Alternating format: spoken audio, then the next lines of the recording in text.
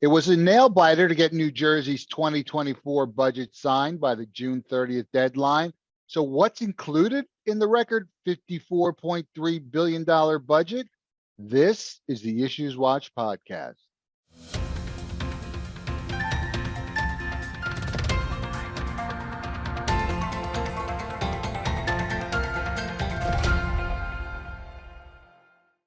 Hi, I'm Jeff Kazerman, Vice President of Government Relations at the New Jersey Society of CPAs, and welcome to the Issues Watch podcast.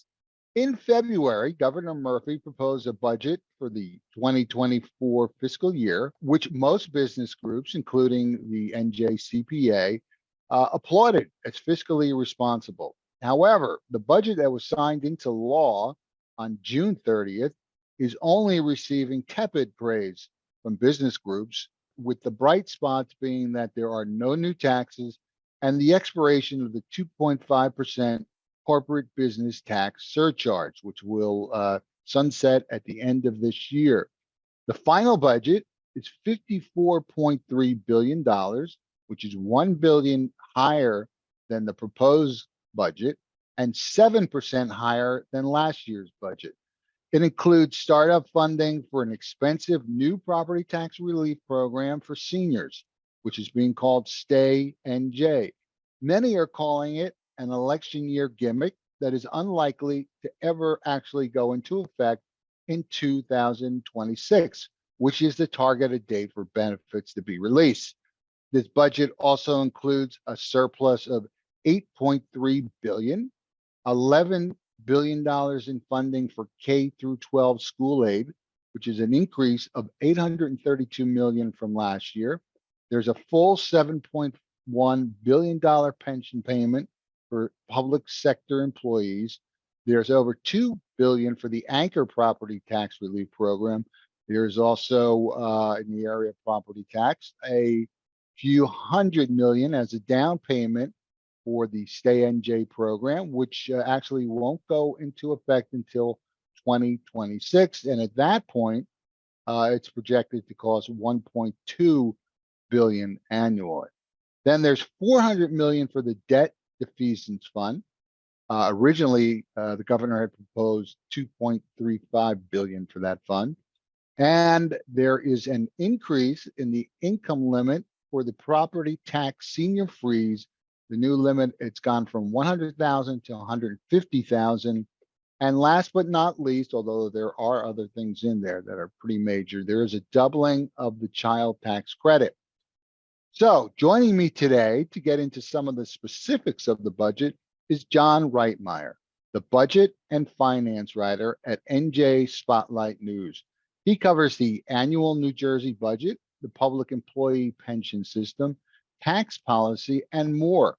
He's been on the podcast before, and he recently served on a roundtable panel at the NJCPA convention and expo. Welcome back, John. Thank you. It's great to be with you again. Let's get started. The main difference between the budget that was proposed and the one that was signed, to me at least, it seems, was the inclusion of a major new property tax relief program for seniors. It's called Stay NJ. It was added at the insistence of Assembly Speaker Coughlin and Senate President Scutari, with the governor originally calling it unsustainable, a boon for the wealthy, and a threat to sunsetting the CBT surcharge. In the end, they all compromised on a slimmed down version of Stay New Jersey. Can you tell us a little bit about Stay NJ? Yeah, sure. And I think it's smart to highlight that as a key difference between what the governor proposed and what we ended up getting as a final budget, because that also slowed down the process itself, because they were negotiating sort of the contours of this new program that the legislative leaders wanted to create, that Murphy initially had some reluctance to sign on to. And basically, as you alluded to, Stay NJ in the short term is really just a savings program on the state side of things, before it could eventually grow into a new state-funded property tax relief offering for homeowners age 65 and older down the road. And so for the first few years, the state is socking away money envision seeding what would be a major new offering that could fund what have been promised as relief benefits that could have the property tax bill for many senior homeowners, although there will be an income ceiling in the final version, at least as was written into law at the end of June, and would also be a cap on the maximum allowable benefit that a senior could receive if they meet that income eligibility, which they set at 500,000 in annual income and 6,500 in maximum annual benefits, but not until 2026.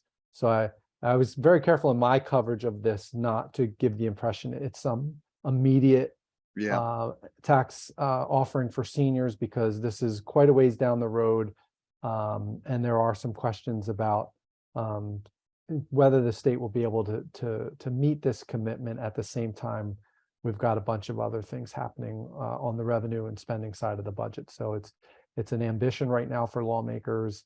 It is a slimmed down version. They originally proposed something that was uncapped in terms of annual income and had a higher annual benefit that would be allowed at 10,000. So that's no longer the case.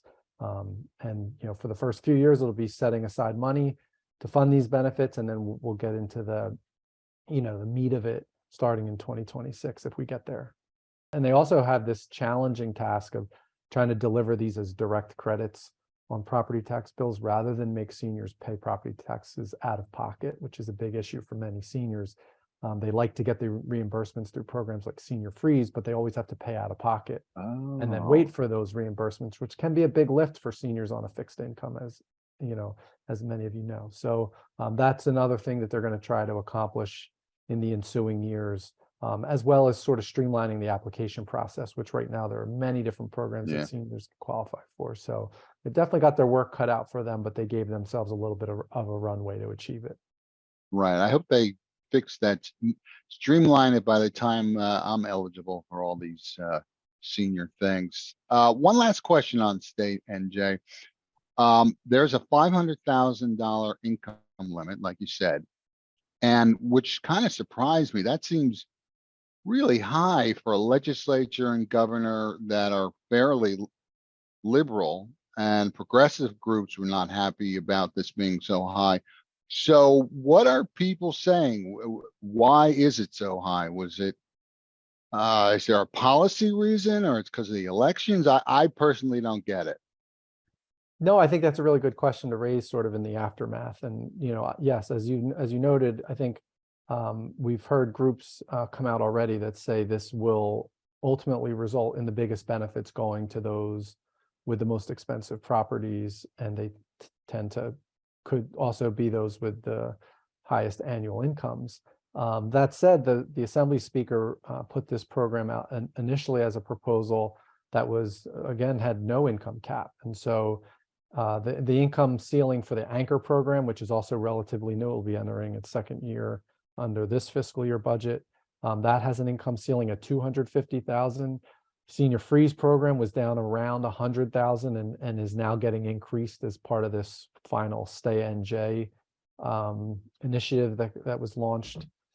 So where to put that? The Assembly Speaker had been making the case that seniors of all income levels have paid their dues in New Jersey, and so we shouldn't necessarily view this maybe in the same way as some of the other programs. And the idea also, if it is to keep people in New Jersey who might be considering leaving because of high property tax bills, perhaps there are high net worth seniors, eyeing places like Florida where they can live with zero income tax liability. So, perhaps it's aimed, recognizing also that a big share of the budget is funded through the income tax, and a large share of the income tax is funded by high earners due to the the higher rates, the higher effective rates that high earners pay. So perhaps there's some design as well in trying to keep those high net worth seniors in New Jersey, and so you maybe have a more generous income ceiling to accomplish that. Okay, that makes sense. So in addition, you spoke about, touched on anchor, but so in addition to putting aside money for Stay NJ, The budget also contains about $2 billion for the second year of the anchor tax relief program. So, can you give us a refresher on what's in the anchor program? I myself, there's just too many property tax relief programs floating around. What's in that one? Yeah, no, we've been hearing a lot of that type of concern lately, for sure. So Anchor is really the successor program to Homestead, which many people probably were aware of and had been around for well over a decade in New Jersey, which funds what initially were direct credits. Well, initially there were rebates, then they became direct credits. Now they're back to being checks or direct deposits. It depends on income and whether you're a homeowner and a renter, and the renter component recognizes the fact that a lot of renters do pay property taxes indirectly through their monthly rents. And so if we start on the renter side, the benefit is $450 for anyone who makes up to $150,000 annually. Getting into the weeds a little bit, because Homestead was on a backlog. The Anchor program debuted based on residency and income from 2019. So you had to have your old tax form handy when you filled out the application. It looks like 2020 is that this second year of Anchor will be based off of 2020 income and residency. So so again, $450 for renters, but a new wrinkle under this agreement on senior property tax relief that came together at the end of June is a $250 increase for senior renters. So anyone 65 and older who rents but has income under 150 up to 150,000 will now get 700. And going over to the homeowner side, up to 200, you get up to 150,000, you get a $1,500 benefit. And between 150 and 250,000 in annual income, again, this will be based on where you lived and what you earned in 2020. The benefit is $1,000, but that same $250 sweetener that was offered for seniors on the renter side is also being offered to seniors on the homeowner side, which would push that max benefit up to $1,750 for a senior homeowner who's under 150,000 in annual income. So that's sort of the update and that came along with the renewal of Anchor for a second year. The state didn't quite get the participation it thought it was going to get in the first year, mostly on the renter side. I think the homeowner participation was right around where they thought. So they're going to try to make a bigger effort to reach out to renters this time around.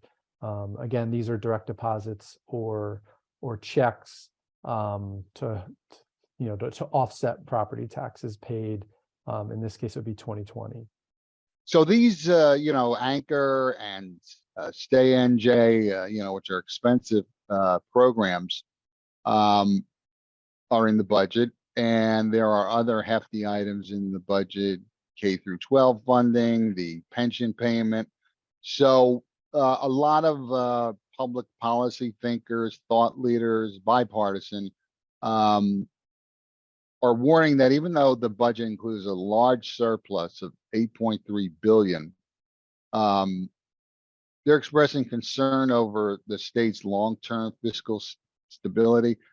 In particular, the budget and economic experts with the Rowan University Sweeney Center for Public Policy released a report on this concern. I think it was in early or mid-June. Can you tell us a little bit about that report? Yeah, sure. I can do my best on that one. I've written about it, and it's basically a long range. It's the type of projections that the state never releases, whether they do it, whether an administration does it sort of in-house or not.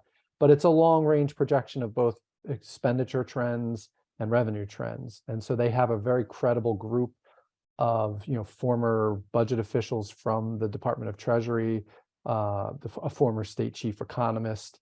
People who have done this type of exercise for real within state government are now doing it sort of from the outside and trying to take a long range look. When the budget is done each year in Trenton, it's always a 1-year budget. And it's always done in this sort of hustle to get to the June 30th deadline, with a lot of competing interests at play, including this year, as there were disagreements initially over boosting senior property tax relief. And so what the Sweeney Center's fiscal policy working group tried to do is take it away from sort of that 1 year rush that we see in Trenton and broaden it out and do a realistic look at projected expenditures going out 5 years and also where they foresee the economy and revenues going. And unfortunately, they did a few different scenarios, but in their most likely scenario, they did see gaps of several $1 billion annually starting up as early as the 2025 fiscal year. So that would be the budget that will have just been enacted around this time next year. It's troubling on one hand to see that where those projections go.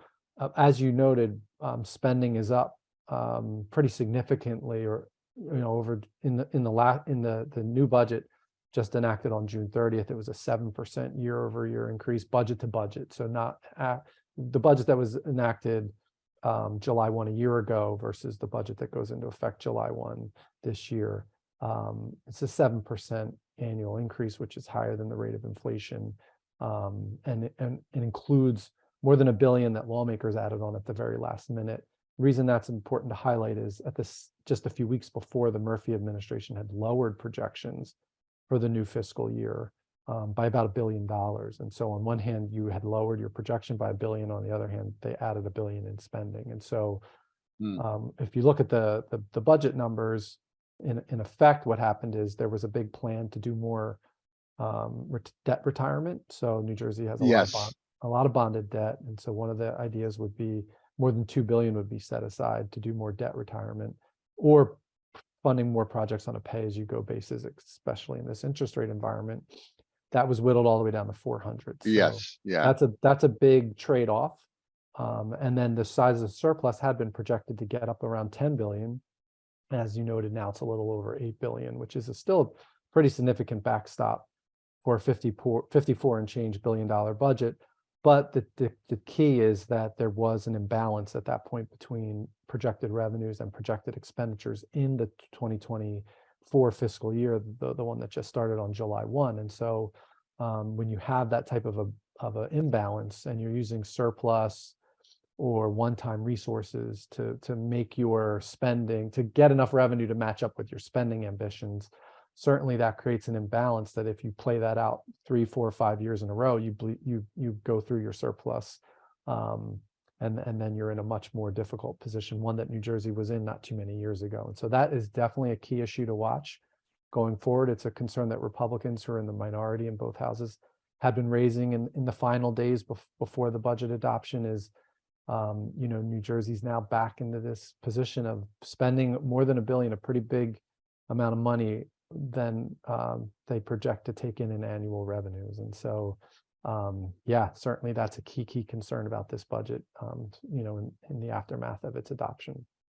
So soon we'll be back to what I'm used to, not not billions and billions and billions of dollars in surplus and excess. And what do we do with the money?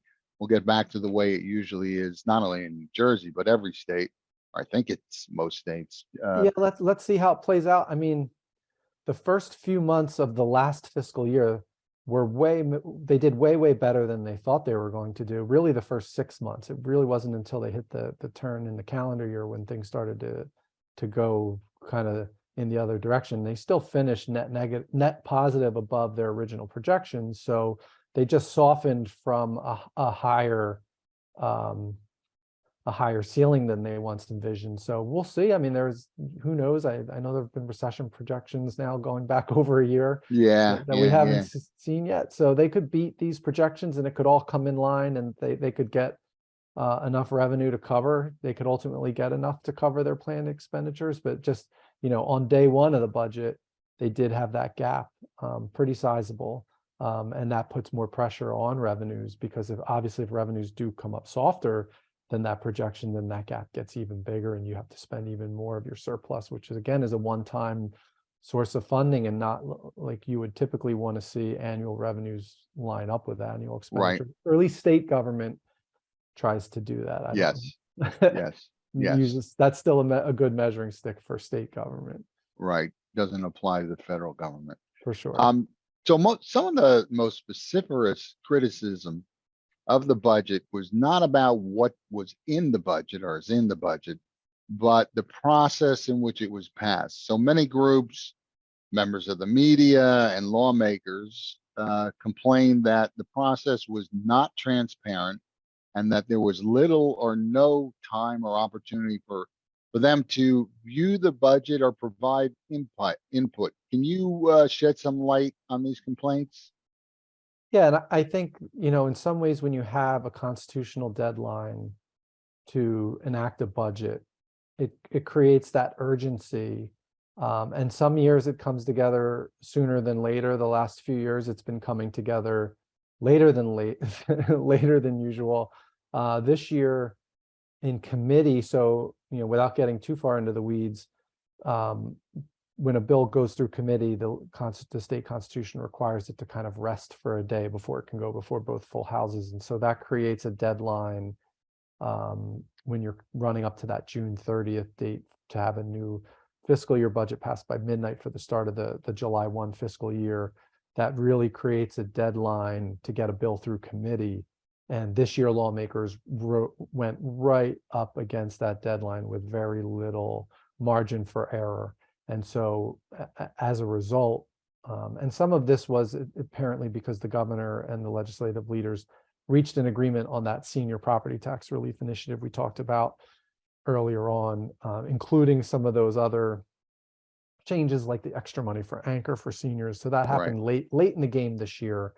And that was a big piece of the budget agreement because it had the potential to really blow up the 2024 fiscal year budget if it hadn't been, if the big expenditures hadn't been pushed off into future years as was the end result. And so part of the challenge this year was that came late in the game. I think part of the challenge too is people, even lawmakers, may not recognize the task that it is for staffers to take what's really a 300-page agreement and turn it into legislation that becomes law, that you ideally don't have to fix with cleanup bills and the other types of things we've seen in Trenton in recent years. Last year, for example, they rushed so much that they got the date wrong on the new child tax credit that was created last year and which tax year it was supposed to be applicable to for the first time, and they had to fix that a few weeks or months later. So this year the key thing that sent off the transparency alarms was the final draft of the budget bill itself wasn't made public before the votes happened in committee to move it to both full houses by that June 30th deadline. And so certainly no member of the public would have been able to take a 300-page bill, read it and testify on it with any sort of informed testimony. But in this case, sometimes that bill comes out just before those committee hearings are held. In this case, not only was the bill not released or made public on the legislative website, Republicans on the committee also said they hadn't seen a final copy. The nonpartisan staffers distribute like summary or synopsis documents called score sheets. We found errors on those when they were first shared with reporters, but also the public testimony, because they were so close up against that midnight deadline, was shelved altogether. So certainly New Jersey's budget process will never win awards for sort of transparency or good government, just in the way that it works in the final days before it typically works in the final days before the deadline.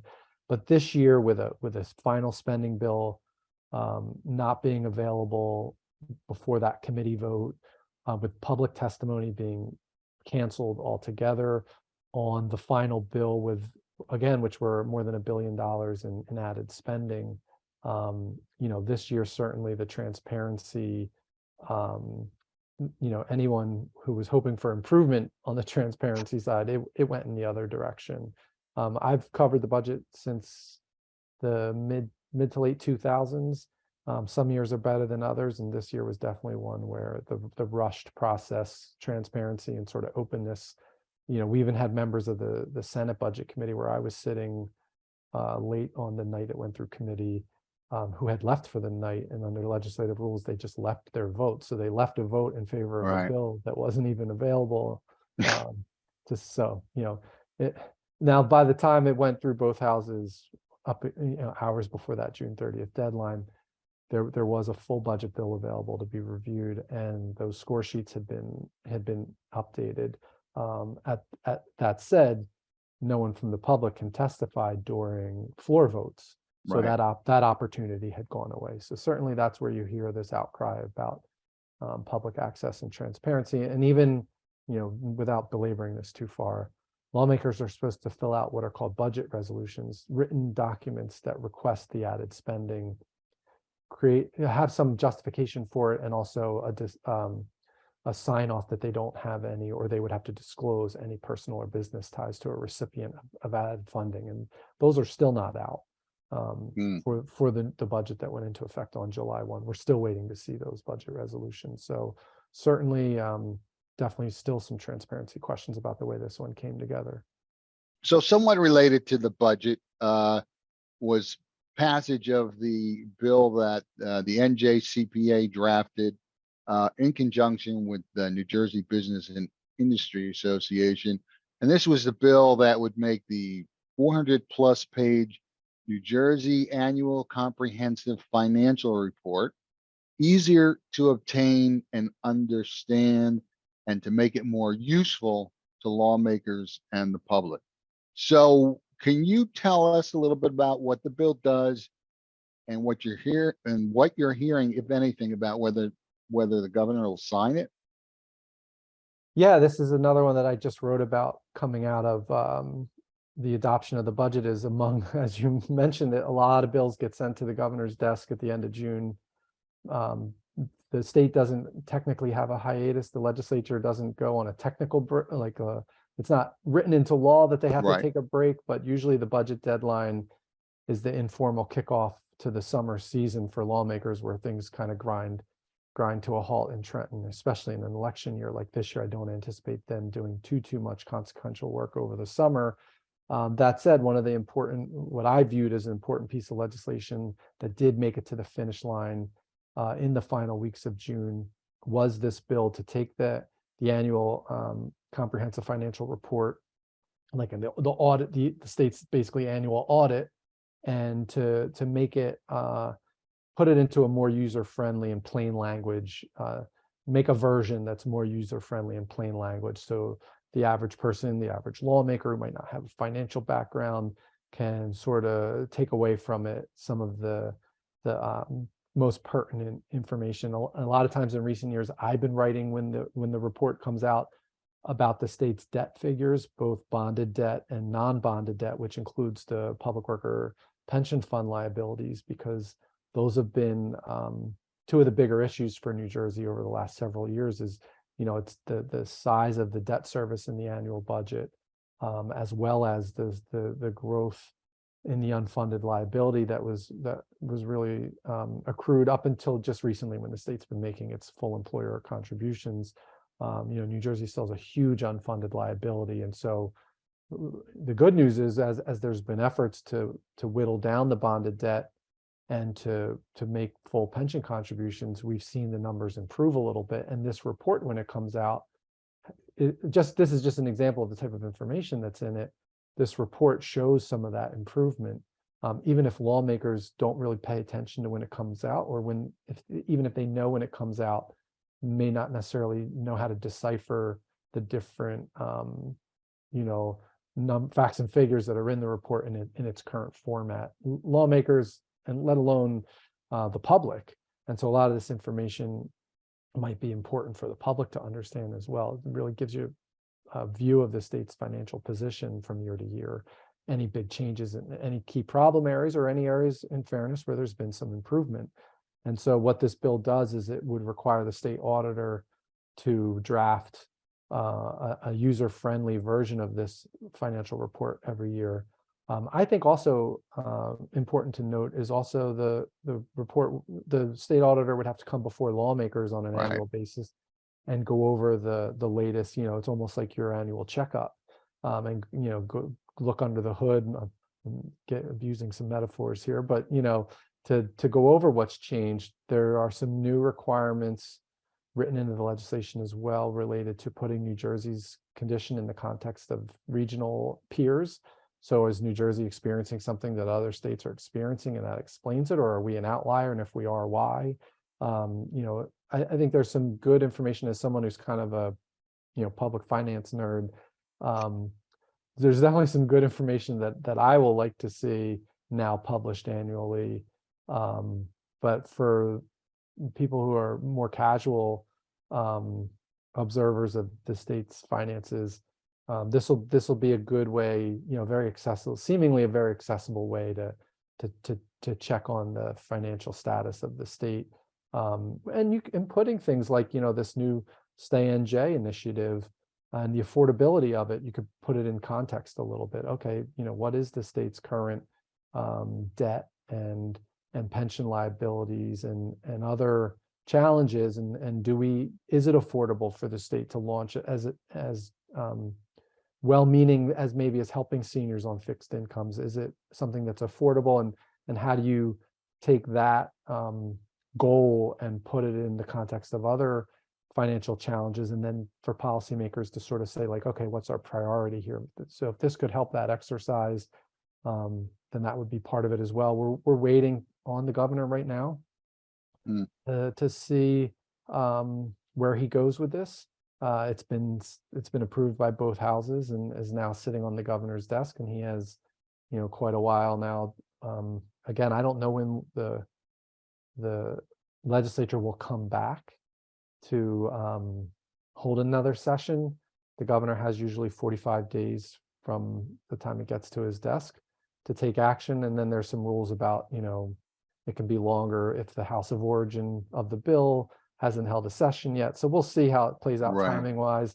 But it's one of the things I'll be watching now as we head into the summer months is Murphy going to sign this or CV it perhaps, or, it is one of those things where we just came out of that difficult stretch of how this last budget was enacted with little transparency, at least at the end. In this case, this is lawmakers doing something that would really improve the transparency, and in some ways in a more meaningful way, because we always focus so much on just that one fiscal year. The budget is 12 months. This is really a status update on on the current financial condition for the states. So looking at things beyond just the 1-year spending plan, looking at things like bonded debt, non-bonded debt, outside agencies and authorities. So it really has the potential to improve for those who are seeking this stuff out, right? And I'll be writing about it. It does be good for you, right? Make your life easier. It will give me sort of a cheat sheet to work off of. Certainly it'll shorten the time I take crunching numbers myself if the state auditor has sort of done that homework for me. I'll probably check his math, but that's just me. So anyway, John, thank you for joining us again. You're welcome. And I am sure that we'll have you on in the near future. It's always a pleasure. Same here. Absolutely. Thanks for listening and watching. Read more about the budget at njcpa.org/NJ and read and watch updates from John and his NJ Spotlight News colleagues at njspotlightnews.org. I highly recommend that you subscribe to their daily newsletter. It's a must read for me every day. Thank you.